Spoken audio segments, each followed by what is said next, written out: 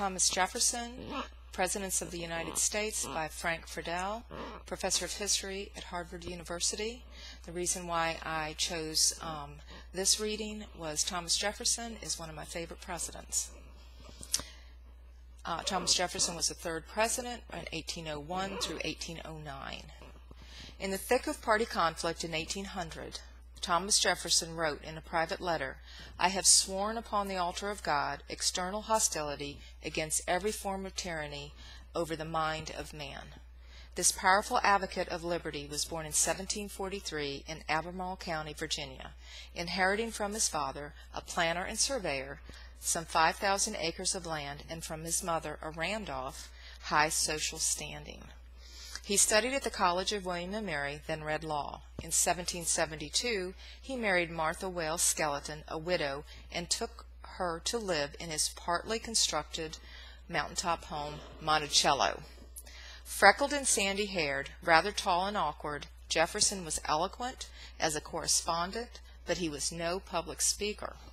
In the Virginia House of Burgess and the Continental Congress, he contributed his pen rather than his voice to the patriot cause. As the silent member of the Congress, Jefferson at 33 drafted the Declaration of Independence. In years following, he labored to make his words a reality in Virginia. Most notably, he wrote a bill establishing religious freedom, enacted in 1786. Jefferson succeeded Benjamin Franklin as minister in France in 1785. His sympathy for the French Revolution led him into conflict with Alexander Hamilton when Jefferson was Secretary of State in President Washington's cabinet. He resigned in 1793. Sharp political conflict developed, and two separate parties, the Federalists and the Democratic Republicans, began to form. Jefferson gradually assumed leadership of the Republicans, who sympathized with the revolutionary cause in France.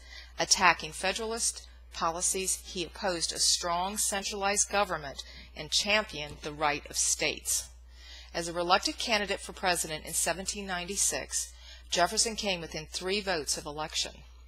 Though a flaw in the Constitution, he became vice president, although an opponent of President Adams.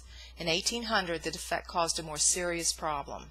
Republican electors attempting to name both a president and a vice president from their own party cast a tie vote between Jefferson and Aaron Burr. The House of Representatives settled the tie. Hamilton, disliking both Jefferson and Burr, nevertheless urged Jefferson's election.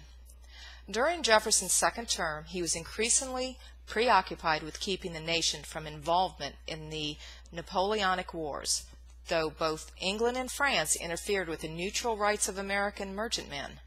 Jefferson's attempted solution, an embargo upon American shipping, worked badly and was unpopular.